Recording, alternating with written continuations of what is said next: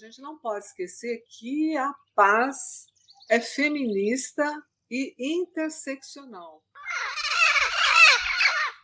Olá, olá, ouvintes! Aqui quem fala é a Suzana e hoje eu quero conversar sobre mulheres e paz. Para isso eu convidei a Vera de Fátima Vieira e eu peço para que ela se apresente para as nossas ouvintes. Eu sou jornalista de formação e fiz minha especialização, meu mestrado e meu doutorado na USP, né, na ECA, juntando a questão das relações de gênero e comunicação, do feminismo e comunicação. Eu sou diretora executiva de uma ONG chamada Associação Mulheres pela Paz, que foi fundada em 2003. Tem diversas atividades voltadas para o empoderamento feminino e para o enfrentamento à violência de gênero. Eu vou colocar também depois do podcast para o pessoal acessar tanto o site quanto os episódios que vocês também produzem, né? Porque eu achei bem interessante.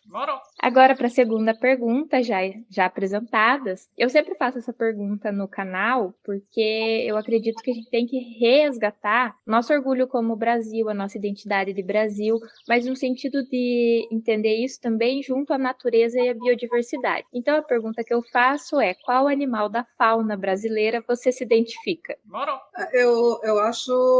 Eu acho que com a gata. E por que a gata? Porque ela é tranquila, né? Amorosa, e eu acho que é por isso. O gato maracajá habita do México ao Uruguai, estando presente em quase todo o Brasil. A espécie possui olhos grandes e protuberantes, que o destacam dos demais felinos. O gato maracajá é uma espécie vulnerável à extinção, sendo a perda do habitat natural e o abate por humanos as principais ameaças à espécie. O podcast também tem como base a valorização das mulheres. Eu fiz o meu mestrado sobre violência de gênero na universidade e é por isso que eu sempre pergunto para minhas convidadas e convidados qual mulher foi ou é uma referência para você, mas uma referência que seja mais próxima a você, não necessariamente uma autora ou uma pesquisadora. Então, a minha grande referência é uma tia chamada Elza Vieira. Ela é irmã do meu pai, hoje ela está bem velhinha, acho que já está com 95 anos, assim, a memória já meio que se foi, mas ela é a minha grande referência.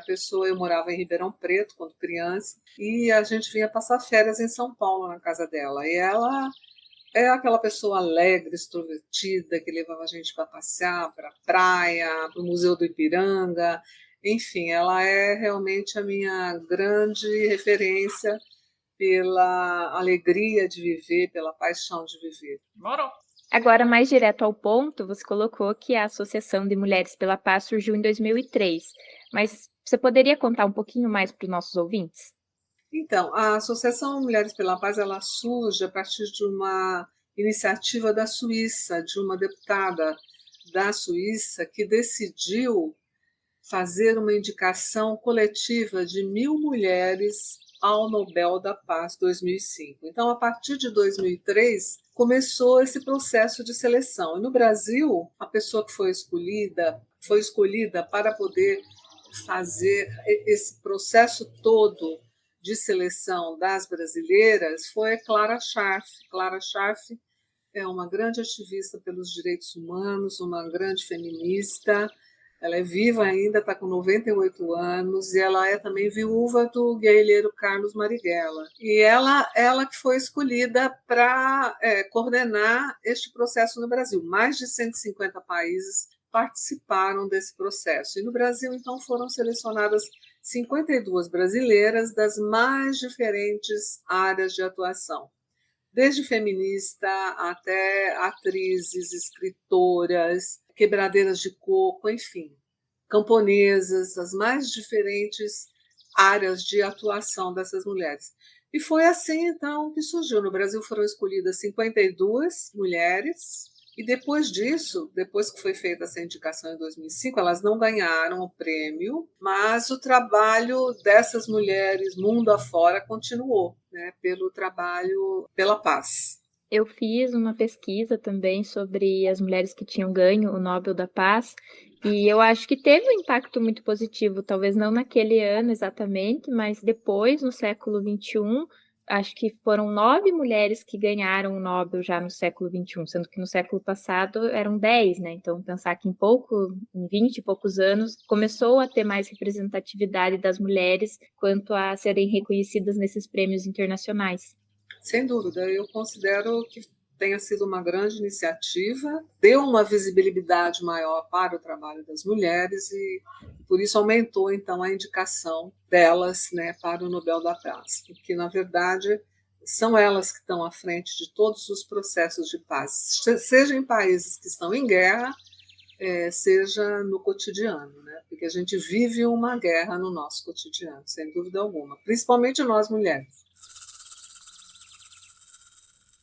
Acho que agora a gente já vai até entrar nessa pergunta, né? No site da associação tem uma aba que diz de que paz falamos. E aí você entra nessa aba, a primeira frase que tem é: paz não é só ausência de guerra. Paz é luta por moradia, educação, saúde, cultura, horizontes. Paz com igualdade de oportunidade para todas e todos. É a base para a justiça social e de gênero.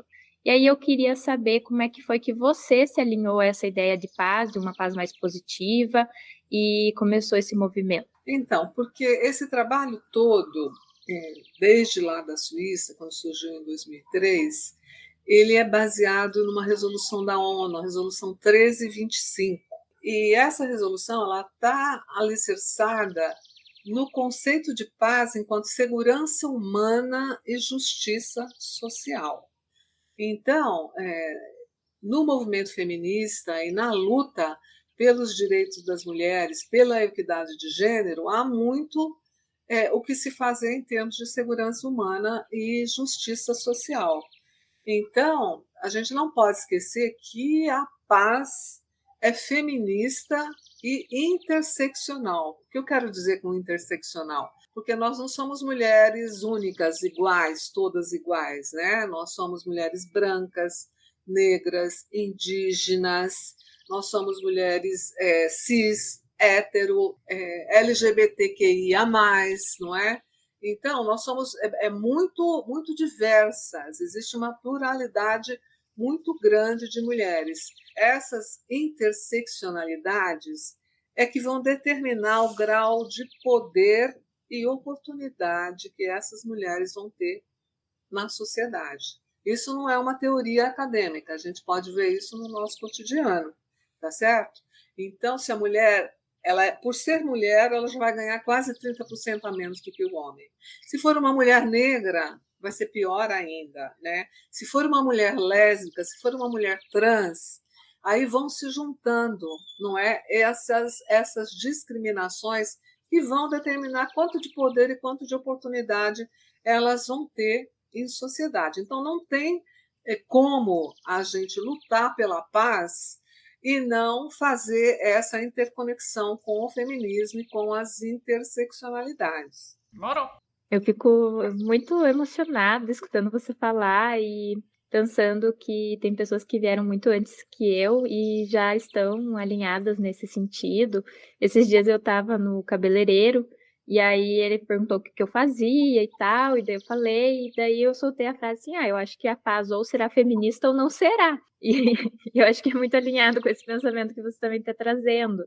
Né? E aí até o cabeleireiro falou: não, me explica melhor, como assim essa paz vai ser feminista?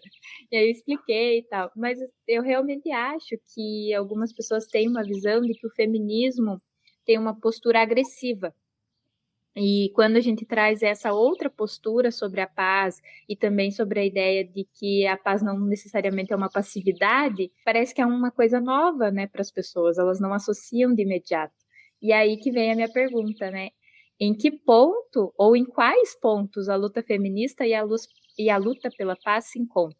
Então, na verdade, assim, a gente vive uma guerra no nosso cotidiano, tá certo? Uma guerra das discriminações, né? Porque essa guerra está retratada na discriminação de classe social, no sexismo, no racismo, na LGBTfobia e na principal delas, que é a violência contra a mulher. As mulheres elas sofrem diversas discriminações, mas a mais grave delas é a violência, tá certo? Tanto que o Brasil é o 5º país com o maior número de feminicídios. A gente vê, né, essa notícia, ouve essa notícia, lê essa notícia cotidianamente. O que é o feminicídio? Né? É o assassinato de mulheres simplesmente por ela ser mulher. Então, o que está por trás disso? Né? É o controle, é o poder.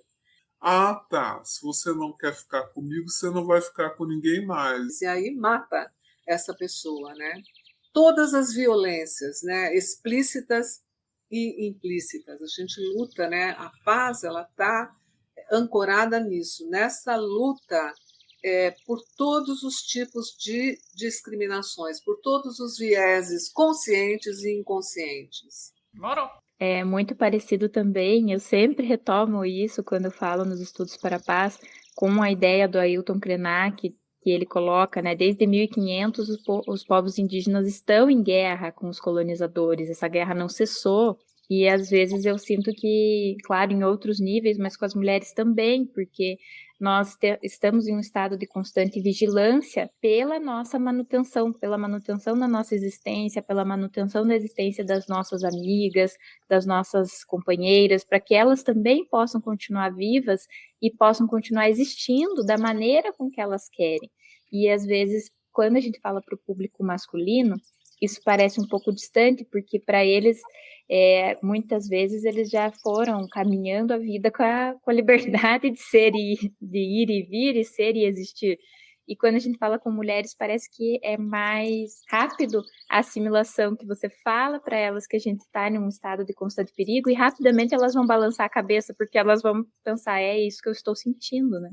É empático, né? Você olha para aquela pessoa, você sabe, ela provavelmente está passando por alguma situação que eu também posso vir a passar ou passei, né? Eu acho que tem muito a ver com o lugar de fala, né? É a mesma coisa, por exemplo, eu sou branca, então eu posso ser muito solidária com as mulheres negras, mas eu não tenho lugar de fala. Eu não sou negra. Eu posso até ter a empatia, imaginar o que elas sofrem, mas eu não sinto na pele, né? O que é o racismo, por exemplo. Quais as atividades que a associação tem promovido nos últimos anos? Então, desde que a associação levou a cabo esse processo de escolha das indicadas ao Nobel da Paz, foram 52 brasileiras, em seguida ela começou a trabalhar em projetos para o empoderamento da mulher e também em projetos para o enfrentamento à violência de gênero. Quando eu falo em violência de gênero, eu estou dizendo que a violência ela vai se materializar principalmente pela violência doméstica, a violência sexual e o tráfico para fins de exploração sexual. Esses são os 3 tipos de violência mais comuns, né, no nosso cotidiano. Então, ela tem feito Brasil afora, muitas o que a gente chama de oficinas de educação popular feminista. Então, as nossas atividades elas estão não só ancoradas nesse conceito ampliado de paz, que eu já expliquei, mas também na metodologia de educação popular feminista, que é uma metodologia que leva em conta as atividades realizadas com as demais pessoas e não para as demais pessoas. Então, muito baseada em Paulo Freire, né, e as feministas vieram e ampliaram este conceito, né, levando aí em conta todas as interseccionalidades. E aí a gente continua, já desenvolvemos inúmeros projetos, não é? Com workshops, painéis públicos, pesquisas, já realizamos várias pesquisas com o Datafolha, painéis públicos, já falei, né, exposições. Neste momento, neste ano, agora, nós estamos com um projeto grande, apoiado pelo Ministério das Mulheres, chamado Cultura de Paz na luta contra a violência às mulheres e meninas. Então, é um projeto que vai rodar 6 cidades do estado de São Paulo, nesta construção conjunta com essas lideranças dessas localidades. A gente não faz evento para, por exemplo, encher um estádio de futebol. Não é esse o nosso intuito. O nosso intuito é capacitar lideranças efetivas ou potenciais, poder de multiplicação. Então, são essas as nossas principais atividades. Eu fiquei muito interessada também quando você coloca como o objetivo de vocês, através dessas oficinas de educação popular, não é encher estádios, mas capacitar e multiplicar, né? E quando eu coloco o meu podcast, boa parte da ideia que eu tive para fazer no doutorado foi daquele livro do Paulo Freire e do Sérgio Guimarães sobre educar para a mídia. E aí eu comecei a pensar como que eu atualizaria aquelas ideias e como que eu poderia fazer isso no doutorado, né? E aí eu pensei muito numa construção horizontal, então por isso que são entrevistas em que eu pergunto para as pessoas, em que eu tento trazer outras pessoas para falarem sobre paz, que não necessariamente o meu professor orientador, que é doutor em cultura de paz ou etc. e tal.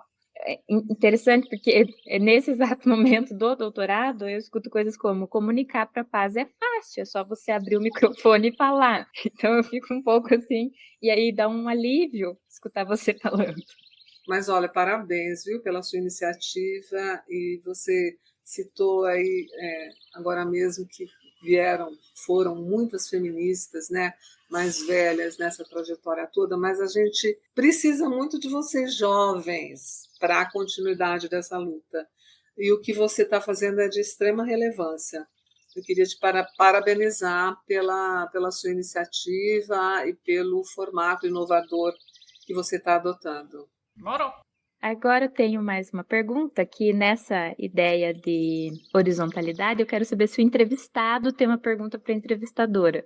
Tem alguma coisa que você quer saber? Eu queria saber, sim, se você enxerga que as pessoas jovens, que as meninas, que as mulheres jovens, elas sentem que já houve muita conquista e acham que não é preciso lutar, ou você enxerga que tem muita jovem nessa luta com consciência de que é preciso dar continuidade? É difícil falar por todas as jovens, né? Mas todas as jovens do Brasil, mas o que eu tenho conversado e com as pessoas que eu tenho conversado, eu percebo que há uma grande referência hoje em dia à ideia de que daquelas pessoas que vieram antes de nós. Então essa é uma referência que as pessoas que têm a minha idade têm. E ao mesmo tempo, ainda há muito o que se fazer. Então, eu vejo isso tanto no programa de doutorado, quando eu converso com minhas amigas, em outros locais que a gente faz trocas, que há muito ainda que se construir, porque as diferenças elas ainda existem. Então, às vezes, algumas pessoas, tanto no ambiente acadêmico quanto no ambiente de discussão política que eu participo, colocam como mas já foi conquistado tanto. Ou frases como antigamente realmente não tinham mulheres nesses espaços, mas agora já tem. Como se a mera colocar a gente numa estante e dizer assim, olha, tem uma mulher, então já tem representatividade, bastasse. E aí quando a gente coloca essas outras condições ou essas outras reivindicações de que não basta ter uma mulher, mas que as mulheres são diversas, que nós queremos ocupar mais espaços, que homens não podem deliberar sobre os nossos direitos, que eles não podem decidir como serão as nossas vidas, que politicamente nós precisamos ocupar os espaços. Aí, às vezes, há um receio do tipo, não, mas vocês já conseguiram tantas coisas, por que é que vocês querem mais? E aí eu sempre retomo uma ideia de que, para que a gente tenha essa revolução pela paz e, ao mesmo tempo, feminista, algumas pessoas vão ter que sair dos seus locais de privilégio para que outras pessoas possam ocupar aqueles locais. Então, é claro que, enquanto, vamos supor que eu fosse um homem branco de 50 anos. É claro que eu vou me sentir incomodado com a presença da Suzana, que é uma menina LGBT e jovem estudante feminista. Porque eu não quero sair do meu local para ter que dar a vez para essa pessoa participar. E isso é um desconforto que eu vejo que algumas pessoas sentem. Mas não vai ter outro jeito, então a gente vai ter que ocupar esses espaços, né? E a gente pode pedir licença, por favor, entenda que agora é a minha vez de ocupar, ou a gente pode ser um pouco mais impositiva. E aí eu acho que há esse incômodo, mas eu acho que voltando à pergunta, né, se a juventude está com esse pensamento de que precisamos alcançar mais, eu acho que sim. Nós vemos isso nas eleições, quando são eleitas mais mulheres trans são eleitas, mulheres indígenas são eleitas. Muito bom, concordo plenamente com você, Suzana. Eu queria falar uma última coisinha a respeito de uma atitude que todas as ouvintes e os ouvintes podem adotar no seu cotidiano para buscar paz, tá? Que é desconstruir a forma equivocada com que a gente aprende os conceitos de masculinidade e de feminilidade. Parece uma coisa muito simples, mas eu posso garantir para você que essa é a raiz de todas as consequências das desigualdades, das assimetrias entre mulheres e homens. Todo mundo pode contribuir. Por exemplo, dentro de casa, quem tem uma filha e um filho, pode mandar o filho lavar o banheiro, arrumar a cozinha, pode mandar a filha para o espaço público, não é? A professora pode pedir para a menina fazer o exercício de matemática e pode pedir para o menino ler a redação, por exemplo. Parece que não, parece que são coisas muito pequenas. Não, é aí que está toda a raiz dessa desigualdade entre mulheres e homens. Então, eu acho que todo mundo pode pensar, pode contribuir em todos os espaços, dentro de casa, na escola, na igreja, na rua com os amigos, lendo um livro, assistindo uma novela, assistindo um filme, lendo uma revista. Todo mundo pode passar a utilizar uma lente de gênero e interseccionalidades, né? A partir do momento que você se transforma, e é muito difícil desconstruir isso, não é fácil, não é fácil. E a partir do momento que você se desconstrói, você vai afetar o seu entorno, e esse entorno pode afetar a sociedade toda. Sim, exatamente. Tenho falado muito sobre isso também, sobre essa construção da masculinidade violenta, sobre essa ideia de que meninos não abraçam, meninos não choram, meninos não podem dar beijo, meninos não podem ser afetuosos, meninos não cuidam. E isso alimenta uma coisa que é nociva para nós mulheres, mas é nociva para eles. Eles são os que mais morrem durante a juventude, são os que mais morrem por causas violentas, os que mais morrem no trânsito. E os homens vivem cerca de 10 anos. A expectativa de vida dos homens é cerca de 10 anos menor do que das mulheres. Por quê? Porque eles não se cuidam, eles não vão ao médico. Quem que vai ao médico? O homem vai ao médico? Isso é coisa de mariquinha, né? Não é isso? E aí eles estão morrendo antes. Exatamente. Agora, acho que você já respondeu como pensar uma paz feminista, mas então eu vou pular para o quadro Dica Cultural, que eu peço uma dica para nossas ouvintes de uma música, filme, série, você falou novela também, que fale sobre a temática de hoje para que as pessoas possam acessar. Bom, a música, eu acho que Maria Maria, é cantada por Elis Regina, não é? É uma excelente música. Um filme, eu vou indicar até um que a minha filha me indicou. Minha filha se chama Luana, ela é advogada. Deixa eu ver aqui o nome do filme que ela me indicou, que é um filme que fala sobre a questão da violência contra a mulher. Eu não estava preparada para essa pergunta. Tem vários filmes sobre essa questão. Vamos ver aqui. Alice, Darling. Alice Darling. E, enfim, agora a nossa despedida. Não sei se quer colocar mais alguma coisa antes da gente encerrar. Suzana, foi um prazer muito grande falar com você. Eu gosto muito de falar com as pessoas jovens. E eu queria agradecer por você dar continuidade aí à nossa luta. Siga firme nessa luta e parabéns, tá? Obrigada, Vera. Então foi um prazer papagaiar com você. Eu espero que você e os nossos ouvintes tenham voos tranquilos. Até o próximo episódio. Um beijo. Um beijo. Tchau, tchau.